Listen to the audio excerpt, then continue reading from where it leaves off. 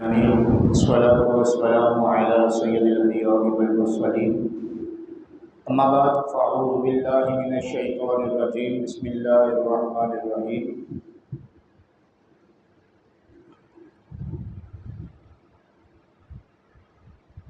لن تنالوا البر حتى تنفقوا مما تحبون. صدق الله العظيم وصدق رسوله النبي الكريم. ببركاته إن الله وملائكته يصلون على النبي يا أيها الذين آمنوا صلوا عليه وسلموا تسليما. پڑھیے صلی علی نبینا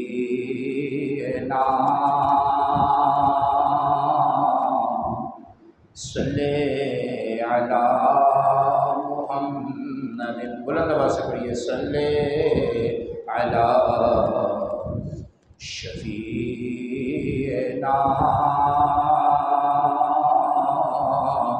صلی علی محمد صلی علی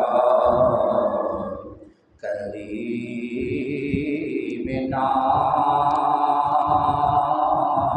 پڑھیے صلی علی محمد.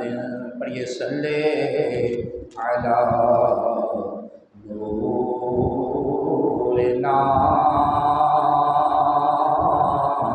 صلی علی محمد.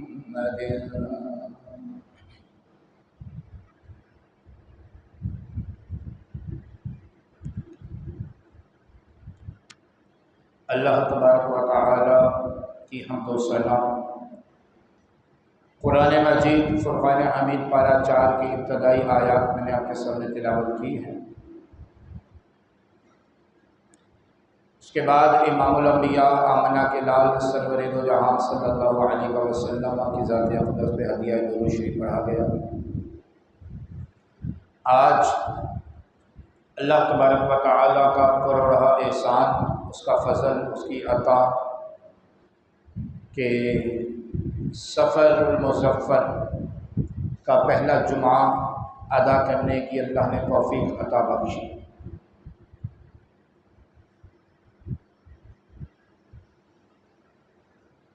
اس وقت پورے پاکستان میں جو مسلمانوں پر بربریت چھائی ہوئی ہے، پریشانی کا عالم ہے، بے بسی اور بے کسی کا عالم ہے. لوگ اپنے گھروں سے محروم ہو چکے ہیں اور لاتعداد لوگوں کے مویشی جانور بھی مر گئے، روزگار بھی ختم ہو گئے.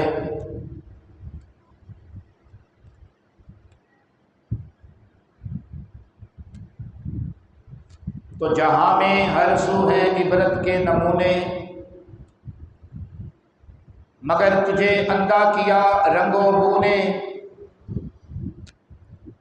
جہاں میں ہر سو ہے عبرت کے نمونے، مگر تجھے اندھا کیا رنگ و بو نے. کبھی غور سے یہ بھی دیکھا ہے تو نے، آباد تھے جو محل اب وہ ہے سونے. جگہ جی لگانے کی دنیا نہیں ہے، یہ عبرت کی جا ہے تماشا نہیں ہے. انسان اپنے پیسے پہ، اپنی دولت پہ، اپنے شان و شوکت پہ، اپنے مال پہ، اپنے بہن بھائیوں کے سر پر، اپنے کاروبار پہ، اپنے جسم کی طاقت پہ کتنا اتراتا ہے، کتنا غرور کرتا ہے، مگر وہ یہ بھول جاتا ہے کہ اللہ تبارک و تعالیٰ کی لاٹھی جو ہے وہ بے آواز ہے.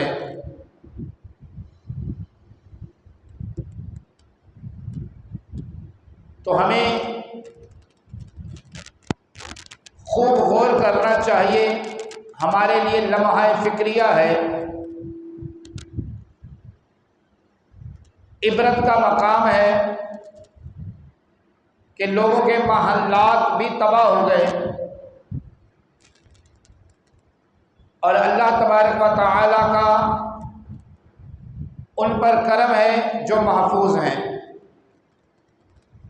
مگر ان کو بھی تنبیہ کیا گیا، ایک جھلک دکھائی گئی کہ اللہ کا قہر، اللہ کا عذاب جو ہے اس کو مت پکارو،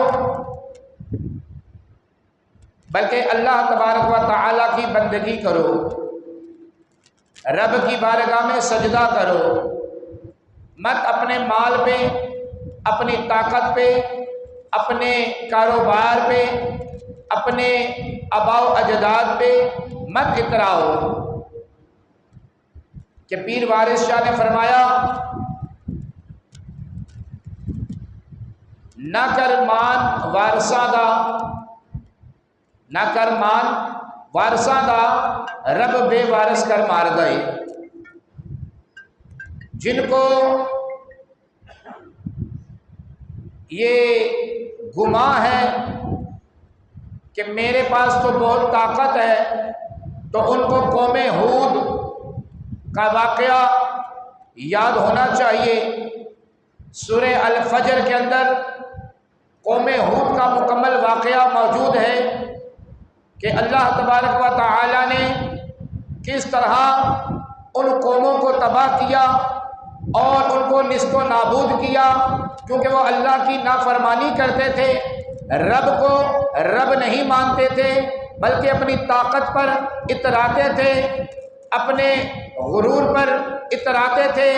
انہوں نے غاروں کے اندر، پہاڑوں کے اندر اتنے مضبوط گھر بنا لیے تھے کہ وہ یہ کہتے تھے، ان کا یہ گمان تھا کہ یہ جو گھر ہم نے بنائے ہیں، ہے کوئی جو ان کو بھی تباہ کر سکے، ہے کوئی جو ان کو بھی ختم کر سکے، ہے کوئی جو ان کو بھی نیست و نابود کر سکے.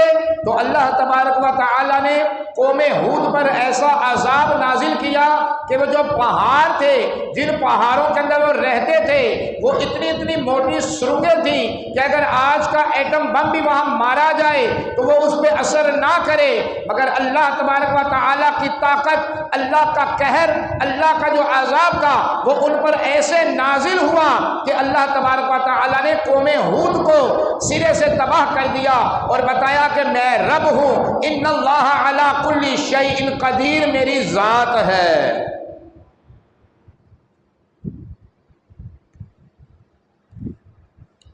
تو رب رب ہے. اب کوئی پریشانی میں آ کر رب کی بارگاہ میں سجدہ کرنا شروع کر دے تو کوئی کمال نہیں ہے، کوئی بیماری میں تسبیح پکڑ کر بیٹھ جائے تو کمال نہیں ہے، کسی کو کاروبار میں خسارہ ہو گیا تو وہ سورہ یاسین شریف لے کے بیٹھ جائے تو کوئی کمال نہیں ہے. اللہ کی عبادت، قرآن کا ذکر اور ذکر اللہ اور مسجد کی طرف آنا تو اس وقت چاہیے تھا جب اللہ نے تجھے صحت عطا فرمائی ہے، اللہ نے تجھے روزگار عطا فرمایا ہے، اللہ نے تجھے خوشحالی عطا فرمائی ہے، اللہ نے تجھے صحت کی دولت سے نوازا ہے. آپ پہلی قوموں کا، پہلی امتوں کا واقعات پڑھیے. کئی قومیں ایسی ہیں، قوم لوط ہے، قوم ہود ہے، حضرت دانیال علی نبینا علیہ السلام کی قوم ہے، حضرت صالح علی نبینا علیہ السلام کی قوم ہے، حضرت نوح علی نبینا علیہ السلام کی قوم ہے.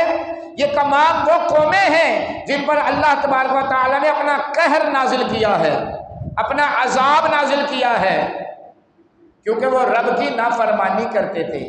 انبیاء و رسول جو پیغام لے کر آئے ان کو نہیں مانتے تھے، بلکہ ان کے سامنے اپنی طاقت کے دعوے کرتے تھے. ابو جہل جو ہے اس کا کیا دعویٰ تھا؟ ابو جہل پہلے ایک غریب آدمی تھا، لیکن جب وہ حکمران بنا، بادشاہ بنا، تو اس نے کیا دعویٰ کیا؟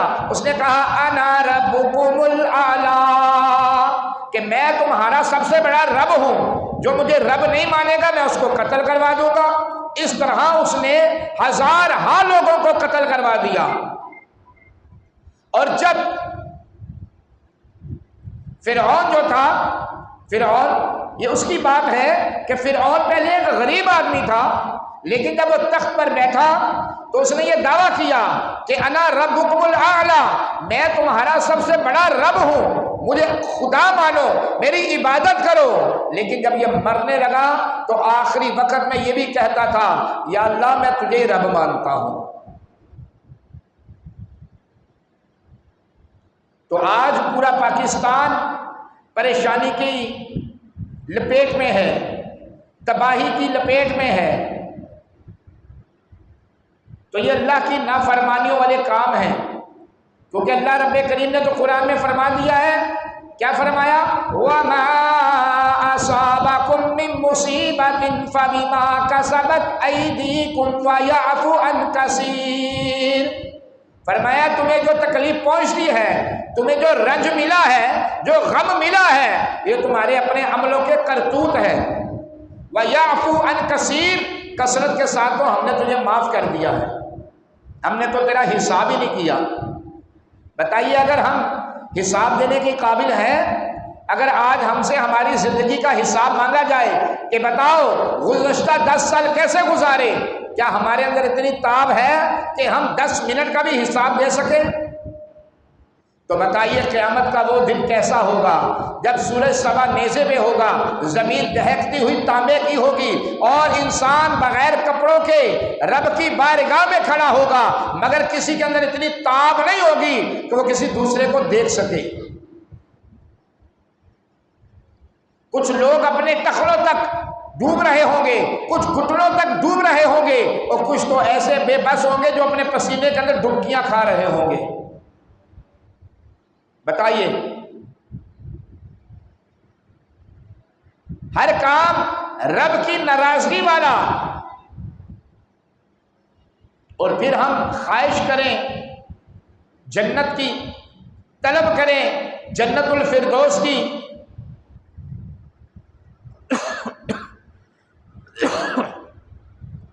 کیا ہم نے قبرستانوں میں نہیں دیکھا کہ قبر کھدتی ہے تو مردے کو اندر رکھنے سے پہلے سانپ اور بچھو موجود ہوتے ہیں؟ وہ لاہور کا واقعہ آپ نے نہیں پڑھا؟ لاہور کی داستان نہیں پڑھی کہ اس قبرستان کے اندر ایک نیولا بھی نہیں تھا، لیکن جب ایک بندے کو وہاں دفنایا گیا، اس کے بعد جب بھی کسی کے لیے قبر کھودی جاتی تو وہ قبر نیولوں سے بھری ہوتی تھی۔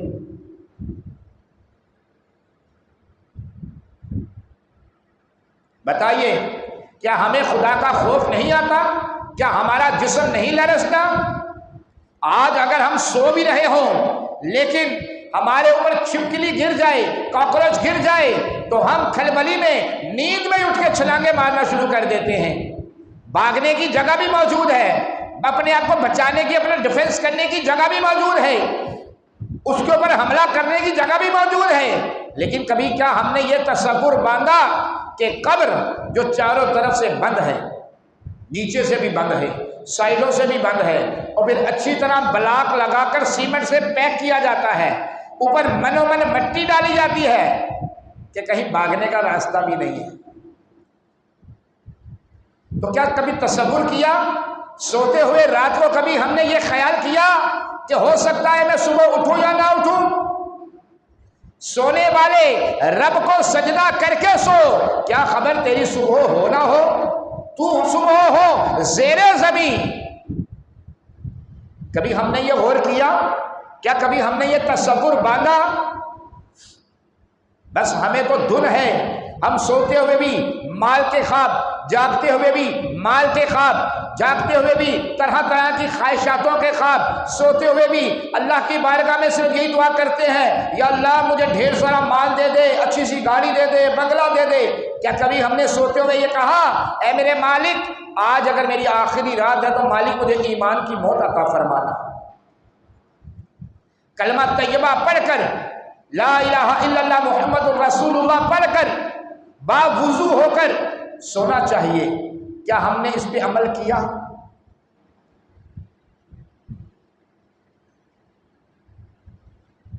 اے میرے دوستوں، بزرگوں، بچوں، گھروں میں بیٹھ کر سننے والی اسلامی بہنوں، ہمیں خدا را ذرا سا لرزنا چاہیے، اپنے آپ کی اصلاح کرنی چاہیے۔ ابھی بھی کئی گھر ایسے ہوں گے جہاں پہ یہ بیان کی آواز جا رہی ہوگی مگر گھروں کے اندر ٹی وی آن ہوں گے، ڈرامے چل رہے ہوں گے، فلمیں گانے بج رہے ہوں گے۔ خدا را ہمیں کیا ہو گیا؟ پھر ہم کہتے ہیں دیکھا جائے گا۔ کیا دیکھا جائے گا؟ جب ہماری روح نکل جائے گی دیکھا جائے گا، جب ہمیں کندھے پہ ڈال کر قبرستان لے جایا جائے گا دیکھا جائے گا، جب ہماری قبر کھود کر کھڈا کر کر ہمیں قبر میں منو من مٹی کے نیچے ڈال دیا جائے گا دیکھا جائے گا، جب ہمیں پل صراط پہ کھڑا کر دیا جائے گا ہمارا حساب کتاب ہوگا تو دیکھا جائے گا۔ کیا دیکھا جائے گا؟ ذرا تصور تو کیجئے کہ ہم پل صراط پر کھڑے ہیں، ہمارے آگے والے جا رہے ہیں اور میرا نمبر آنے والا ہے، ہم اپنی ان جاگتی آنکھوں سے لوگوں کو دیکھ رہے ہیں کہ لوگ کٹ کٹ کر جہنم میں گر رہے ہوں گے۔ ذرا تصور تو مانیے کہ میری باری آنے والی ہے، اب میں ان کے پیچھے جاؤں گا تو میرا کیا حال ہوگا؟ میں نے اپنے رب کو راضی کیا، میں نے اپنے رب کی اتباع کی، میں نے اپنے رب کے حکم مانے، تو خدا را خوف کیجیے۔ میرے گھر میں رہنے والی اسلامی بہنوں، آپ بھی خدا را خوف کیجیے، پردے کا اہتمام کیجیے، گھروں میں اچھا ماحول بنائیے، گھروں میں اسلامی ماحول بنائیے، بچوں کو نماز کی تربیت دیجیے، قرآن کی تربیت دیجیے۔ آج اگر ڈیرہ اسماعیل خان ڈوبا ہے، آج اگر بلوچستان ڈوبا ہے، آج اگر لاڑکانہ ڈوبا ہے، آج اگر نواب شاہ ڈوبا ہے، آج اگر کے پی کی ڈوبا ہے، تو کیا کراچی ڈوب نہیں سکتا؟ کراچی سے بڑی بلڈنگیں تو پورے پاکستان میں کہیں نہیں ہیں۔ کیا بھول گئے 2005 کے اندر جو زلزلہ آیا تھا؟ کیا یاد نہیں ہمیں؟ لاکھوں لاکھ لوگ مٹی کے اندر دفن ہو گئے، ان کو جنازہ بھی نصیب نہیں ہوا، کفن بھی نصیب نہیں ہوا۔ تو کیا ہم کوئی خاص ہے؟ ہم بہت اعلیٰ ہیں، بہت افضل ہیں؟ ہم تو ادنا سے بھی ادنا ہیں۔ آپ کراچی کے روڈوں پر نکل کر تو دیکھیے، بے حیائی کا عالم ہے، پھر ہم کہتے ہیں کہ رب کو ناراض کر بیٹھے۔ سیلاب آیا تو ہر بندہ سٹیٹس پہ لگاتا ہے ہم رب کو ناراض کر بیٹھے، یہ ہم کیا کر بیٹھے؟ ارے بھائی، یہ کہنے کا مطلب نہیں ہے نماز پڑھو، قرآن پڑھو، اتباع کرو، دین اسلام کے اوپر چلو۔ یہ صرف سٹیٹس لگانے سے تمہارا حق ادا نہیں ہو جائے گا۔ قیامت والے دن یہ نہیں پوچھا جائے گا تو نے موبائل پہ سٹیٹس لگایا، تو نے 50 لوگوں کو میسج کیا یا نہیں کیا؟ نہیں، پوچھا جائے گا من ربو کا، تیرا رب کون ہے بتا آج۔ کہا جائے گا ربی اللہ۔ اگر رب کو مانتے ہوں گے تو کہیں گے نا ربی اللہ، میرا رب اللہ ہے۔ پوچھا جائے گا بتا تیرا دین کیا ہے؟ تو جب دین اسلام پڑھا ہی نہیں، سیکھا ہی نہیں، چلے ہی نہیں، ہمیں تو جو ابتدائی باتیں ہیں، جو بنیادی باتیں ہیں، ہمارے پاس تو وہ بھی سیکھنے کا ٹائم نہیں ہے۔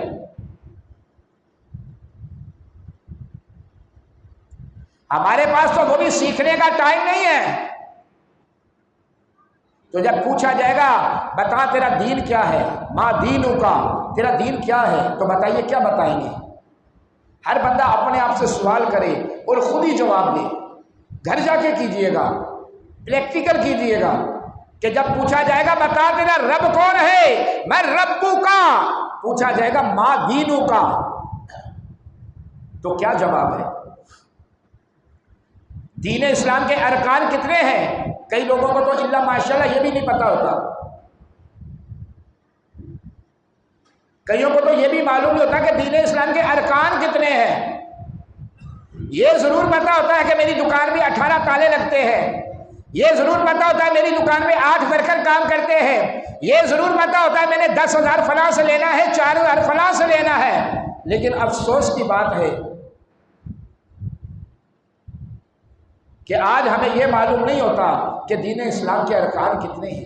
دین نے ہمیں میسج کیا دیا ہے، دین نے ہمیں پیغام کیا دیا ہے، اللہ نے قرآن مجید میں اپنے محبوب کے ذریعے ہمیں کیا تنبیہ کیا ہے، ہمیں کیا میسج دیے ہیں۔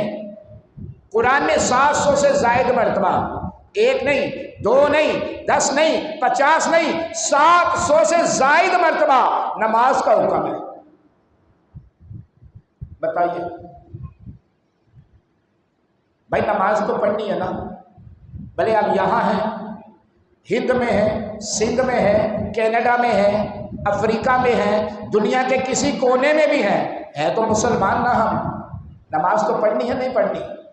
تو بتائیے قرآن میں 700 سے زائد مرتبہ نماز کا حکم ہے۔ اندازہ کیجیے آپ کتنی خاص چیز ہے، خاص چیز ہے تو بار بار بتایا نا، 700 سے زائد مرتبہ نماز کا حکم ہے، مگر ہمارے پاس فرصت نہیں ہوتی، ٹائم ہی نہیں ہوتا۔ جب ٹائم ملے گا پڑھ لیں گے۔ اکثر رکشوں کے پیچھے لکھا بھی ہوتا ہے، نماز پڑھو قبل اس سے کہ تمہاری نماز پڑھی جائے۔ ہماری آنکھوں کے سامنے ہزار ہاتھ جنازے چلے گئے، کسی کے اندر اتنی تاب نہیں ہے کہ وہ رات کو اکیلے میں کسی قبرستان میں جا کر ساری رات بیٹھ کر گزار دیں۔ تو بتاؤ کب تک وہاں رہنا ہے؟ سالوں سال رہنا ہے، سالوں سال۔ کیا چھوٹے چھوٹے بچوں کے جنازے نہیں دیکھے؟ کیا دودھ پیتے بچوں کے جنازے نہیں دیکھے؟ کیا 12 سال کے بچوں کے جنازے نہیں دیکھے؟ کیا نوجوانوں کے جنازے نہیں دیکھے؟ کیا بوڑھوں کے جنازے نہیں دیکھے؟ جگہ جی لگانے کی دنیا نہیں ہے، یہ عبرت کی جا ہے، تماشا نہیں ہے۔ بتائیے جو لاکھوں لاکھ لوگ تباہ ہو گئے پاکستان کے اندر، جن کے جانور بھی مویشی بھی مر گئے، کاروبار بھی ختم ہو گئے، گھر بھی ختم ہو گئے، سر سے چھت بھی نہ رہی، بتائیے اس وقت ان کا عالم کیا ہوگا؟ کئیوں کے ماں باپ مر گئے، بچے یتیم ہو گئے، اور کئیوں کے بچے مر گئے۔ تو کیا یہ ہمارے ساتھ نہیں ہو سکتا تھا؟ ہمارے ساتھ نہیں ہو سکتا۔ ابھی زلزلہ آئے سب تباہ ہو گئے، زمین کھلے اندر چلے گئے، کیا عجب ہے؟ کوئی عجب نہیں ہے۔ 2005 کس سے چھپا ہوا ہے؟ ایبٹ آباد، بالا کوٹ، پورا کے پی کی تمام تباہ و برباد ہو گیا، زمین کھلی، دنیا اندر، پتہ ہی نہیں چلا کہ کون مرا کون زندہ رہا۔ تو یہ مسلمانوں میں کیوں؟ اس کا کوئی ریزن ہوگا، کوئی وجہ ہوگی، مسلمانوں میں ہی کیوں؟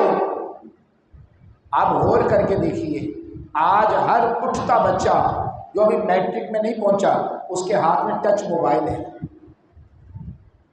قرآن بھلے اس کو سیدھا پڑھنا نہ آئے، لیکن موبائل کا پورا سافٹ ویئر معلوم ہوگا کہ کون کون سی آئی ڈی کہاں سے کھولنی ہے، کون سا کیا کرنا ہے، کون سی چیز کہاں سے کھولنی ہے، کہاں سے بند کرنی ہے، سب پتہ ہوگا۔ بتائیے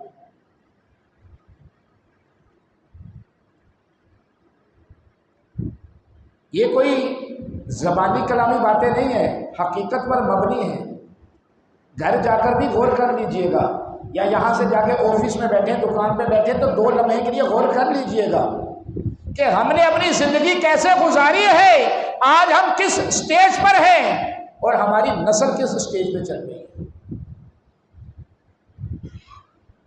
پہلے جب استاد یا ماں باپ کمرے میں آتے تھے تو بچے کمرے میں نہیں بیٹھتے تھے، کیوں جی حضرت؟ ایسا ہی ہے، ماں باپ یا بزرگ کو بڑا کمرے میں آتا تھا، بچے اٹھ کے باہر نکل جاتے تھے، بڑوں کے پاس نہیں بیٹھتے تھے۔ ایسا ہے یا نہیں ہے؟ آج بچہ ٹانگیں پھیلا کے لیٹا ہوا ہے، موبائل ہاتھ میں ہے، ماں باپ چیخ بھی رہے ہیں، بات بھی کر رہے ہیں، کام بھی بول رہے ہیں، اس کے کان پہ جو ہی نہیں رینگ رہی۔ ایسا ہے نہیں ہے؟ یہ اپنے ہی ہاتھوں کے معاملات ہیں، اپنے ہی ہاتھوں کے کرتوت ہیں۔ دل کے پھپھولے جل گئے سینے کے داغ سے، اس گھر کو آگ لگ گئی گھر کے چراغ سے۔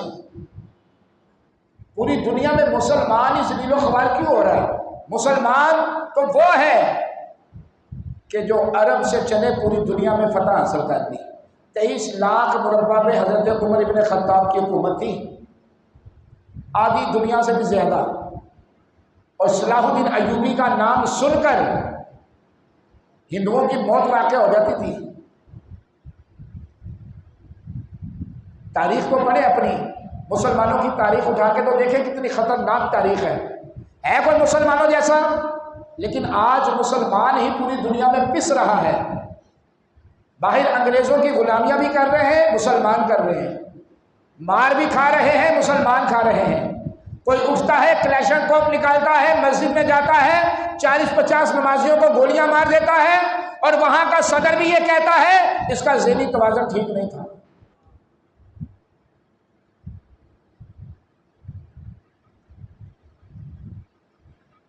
تو اس کی وجہ تو ڈھونڈنی چاہیے نا، اس کی وجہ تو تلاش کرنی چاہیے۔ اس کی وجہ یہ ہے کہ ہم نے اپنا جو ایک پلیٹ فارم تھا، اپنا جو ایک راستہ تھا وہی چھوڑ دیا۔ ہمیں جو راستہ امام الانبیاء نے دکھایا، حضرت ابوبکر صدیق نے دکھایا، حضرت عمر بن خطاب نے دکھایا، عثمان غنی ذو النورین نے دکھایا، علی المرتضیٰ نے دکھایا، اور حضرت امام حسن حسین نے دکھایا، وہ راستہ ہی ہم بھول چکے ہیں۔ تو خدا را ابھی بھی ہمیں فکر کر لینی چاہیے، ابھی بھی ہمیں پلٹ کر واپس آ جانا چاہیے، ابھی بھی ہمیں استغفار کر لینی چاہیے۔ نماز 5 وقت فرض ہے، اس کو ادا کریں، آپس میں کسی کا حق نہ ماریں، کسی یتیم کا حق نہ ماریں، کسی غریب کے اوپر ظلم نہ کریں۔ مسلمان صرف یہ تھوڑی ہے کہ نماز پڑھی اور ٹوپی رکھی بعد میں بھلے سود کا کام کرتا رہے، یہ تھوڑی ہے مسلمان۔ یہ تھوڑی ہے کہ مسجد میں بیٹھ کے قرآن پہ انگلیاں پھیری اور باہر جا کر ایک چیز 10 روپے کی ہے وہ 50 روپے کی بیچ دی، یہ نہیں ہے مسلمان۔ مسلمان کا ایک معیار ہے، ہم نے مسلمانوں کا معیار بتایا ہوتا تو آج دوسری جماعتوں والے یہ نہ کہتے کہ ہم بھی عاشق رسول ہیں۔ آج شرابی، کبابی اور زانی اٹھ کر یہ چیلنج نہ کرتے کہ ہم بھی عاشق رسول ہیں۔ ہم نے مسلمانوں کو معیار بتایا ہی نہیں، عشق رسول کا معیار بتایا ہی نہیں ہے۔ عشق رسول کا معیار تو یہ ہے کہ جب اسلام فتح ہو جائے تو بڑے بڑے جید صحابہ، ابو بکر صدیق جیسے صحابہ، عمر بن خطاب جیسے صحابہ، حضرت عثمان غنی ذو النورین جیسے صحابہ، لاکھوں لاکھ صحابہ نیچے کھڑے ہیں اور حضور سیدی عالم صلی اللہ علیہ وسلم حضرت بلال کا ہاتھ پکڑ کر کعبے کی چھت پہ چڑھا دیں۔ ہم نے دین اسلام کا معیار بتایا ہوتا تو پھر نا، ہم نے تو دین اسلام کا معیار بتایا ہی نہیں۔ ہم نے تو دین اسلام کا صرف معیار یہ بتایا کہ دین اسلام کا معیار یہ ہے کہ اگر گھر میں کوئی بیمار ہو جائے تو اس کے کان میں سورہ یاسین پڑھ دو۔ ہم نے نئی دکان خریدی ہے، 4 بچے لا کے قرآن پڑھا دو۔ ہم نے نیا گھر لیا ہے، 10 بچے لا کے سورہ فاتحہ پڑھا دو۔ ہم نے تو دین اسلام کا معیار یہ بنا دیا۔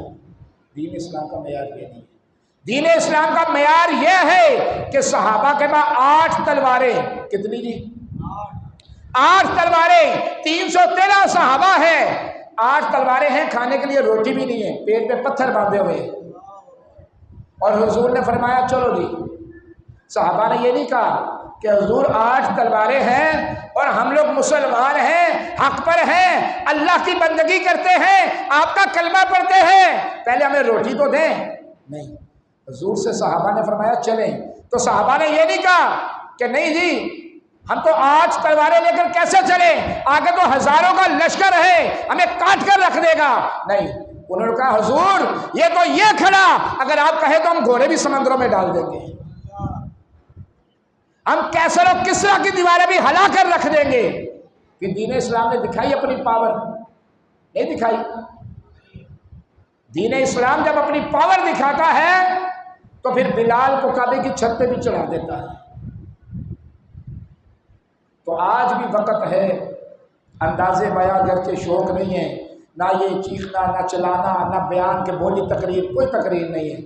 تقریریں کرنے والے مزاروں میں چلے گئے، وہ احمد شاہ نورانی صاحب تھے، شفیع کاروی صاحب تھے، عبدالستار نیازی صاحب تھے، امیر المجاہدین خادم حسین رضوی صاحب تھے، اور ابھی بہت علماء، اللہ اہل سنت کے علماء کا سایہ ہم سب کے سروں پہ قائم اور دائم رکھے۔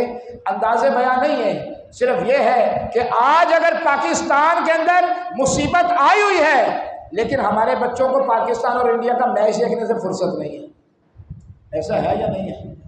آپ خود ہی دیکھ رہے ہیں، ہر بندہ ہی دیکھ رہا ہے، دکانوں پہ ٹی وی لگے ہوئے ہیں اور رش لگا ہوا ہے، کیا ہو رہا ہے؟ کوئی لڑائی تو نہیں ہو گئی؟ نہیں جی، میچ چل رہا ہے۔ ارے بھائی دنیا ڈوب رہی ہے، پاکستان مسلمان ذلیل و رسوا ہو رہے ہیں، مر رہے ہیں، ان کے پاس روٹی نہیں ہے کھانے کو، اور تمہیں پاکستان اور انڈیا کا میچ دیکھنے سے فرصت نہیں؟ نعرہ تکبیر!